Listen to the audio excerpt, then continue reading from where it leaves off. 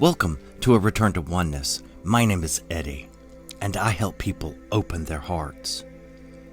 This video is part of the series, The System Exposed, and is titled, What the System is Hiding, Part 3. If you are ready to learn what the system's programming is hiding, then follow the White Rabbit. For a lot of people, one of the most confusing scenes in Matrix Reloaded is Neo's discussion with the architect. Coincidentally, this is probably the most critical scene in the movie. Everything that came before it is put into question by what the architect says, and everything that would come in the movie Revolutions was influenced by his message. The architect is the father of the Matrix. He's an entity from the machine world. He designed the original failed Matrix, as well as the one Neo finds himself in. The first Matrix failed because it was too perfect. It was a virtual paradise, a utopia for humanity.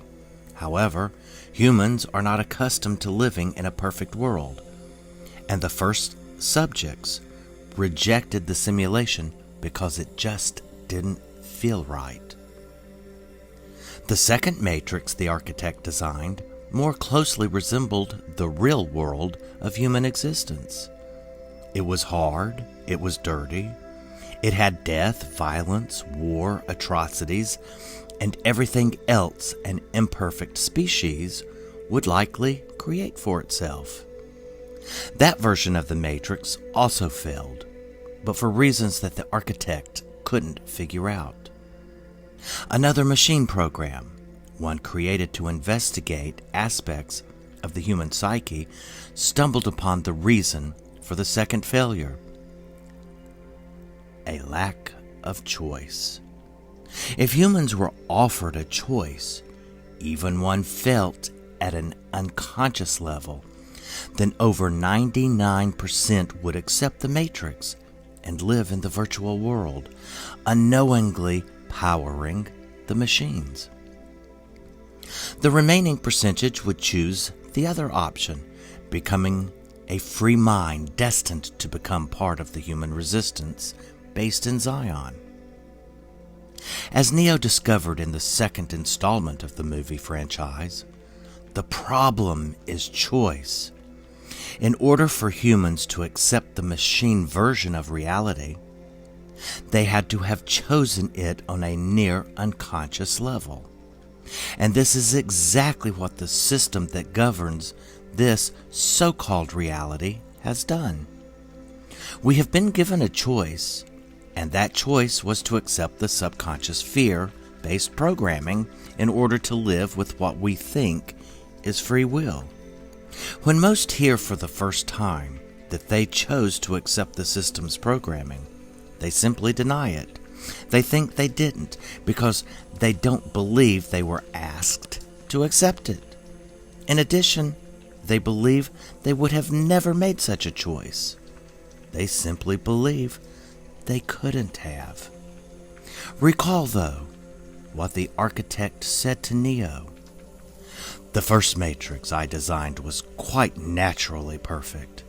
It was a work of art, flawless, sublime, a triumph equaled only by its monumental failure.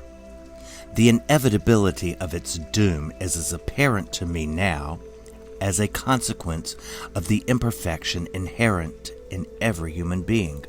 Thus, I redesigned it based on your history to more accurately reflect the varying grotesqueries of your nature. However, I was again frustrated by failure. I have since come to understand that the answer eluded me because it required a lesser mind, or perhaps a mind less bound by the parameters of perfection. Thus, the answer was stumbled upon by another, an intuitive program, initially created to investigate certain aspects of the human psyche. If I am the father of the Matrix, she would undoubtedly be its mother.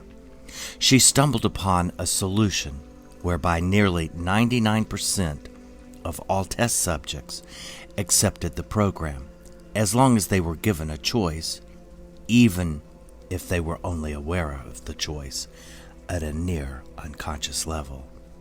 While this answer functioned, it was obviously fundamentally flawed, thus creating the otherwise contradictory systemic anomaly that, if left unchecked, might threaten the system itself. Ergo, those that refused the program, while a minority, if unchecked, would constitute an escalating probability of disaster.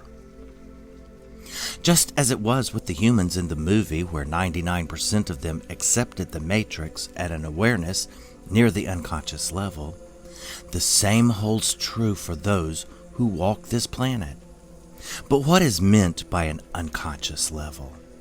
Most notably, the word unconscious is defined as free from self-awareness. However, it carries another meaning, and that meaning is not to have full control of the mind. The question is, when in life did you not have full control of your mind? The answer is obvious.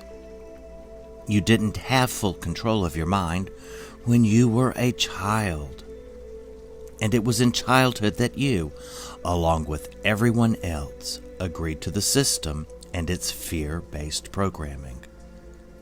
You trusted your parents and believed that the world was just the way it was. You didn't think of questioning it. You simply accepted the programming because you didn't know any better. Regardless, the fear-based programming was nevertheless accepted, and it has had grave consequences, for this programming has allowed the system to use your most valuable asset, time, in order to make money that will line the pockets of the elites. Yet always remember, choice is the problem. And this too was alluded to in Matrix Reloaded. In the scene where Neo is speaking to the Oracle, she says, "You've already made the choice. Now you need to understand it." Then she laid out the truth for all those who were or are ready to hear it when she said, "We can never see beyond a choice we don't understand." Regardless of the motives the Oracle may or may not have had, she nevertheless told Neo, as well as us, the truth. For we cannot see past a choice we don't understand. And it is for this reason that most people remain completely unaware of the system and its control over them, as well as the world at large.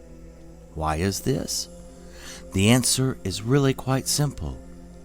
In order for them to understand the choice they made, they must first accept that they made the choice. In other words, they must accept responsibility. They must accept that they chose the fear-based programming. Until they do, they will continue to believe they are powerless.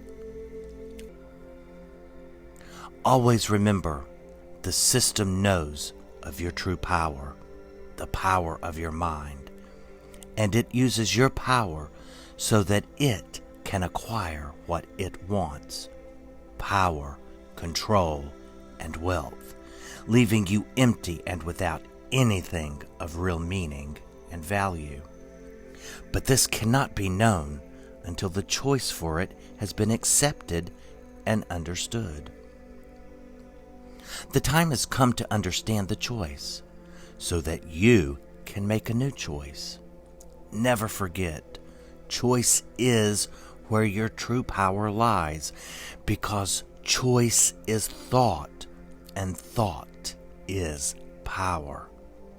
For all things in the manifest world began with a thought, and the system knows that your mind is where your power, as well as its power, lies. Now it is time for humanity to learn this. We are not here to serve the system. The system is here to serve us. But we must first recognize that we agreed to the current system of the fear-based programming and the conflict it engenders. Until we do, we cannot change it, and we will continue to remain unaware as to its devastating effects. We have a choice. We can change what we see and experience, but we must first recognize the choice we made to accept the fear-based programming, understand that choice, and then simply choose again. We can choose to change the system. We can choose to have the system serve us rather than us serving it. Will it be easy? No, it won't be. And all we need do is look at Neo and what he went through to realize that it takes great mental strength and an intense desire to want to know the truth. Shortly after freeing Neo from the Matrix, Morpheus told Neo, "We never free a mind once it has reached a certain age." But why is this? Quite simply, because it is dangerous. The mind has difficulty letting go.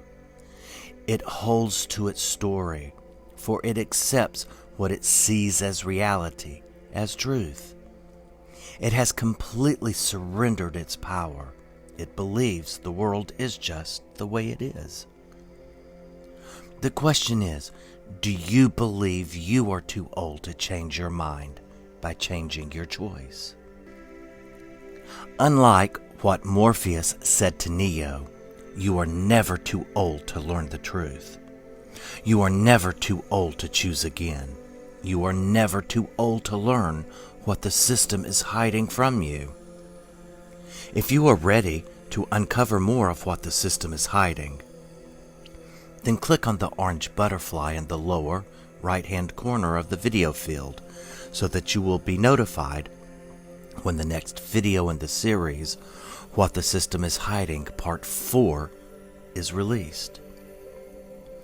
And please click on the like button. By doing so, the YouTube algorithm will place it in queue so that others who are ready to learn of the system will see it. Also, if you would, please share this video. You can help bring an end to the system by allowing the system to be exposed to as many minds as possible. Thank you for watching and listening. It is truly appreciated. Always remember, you are loved, and you are love itself.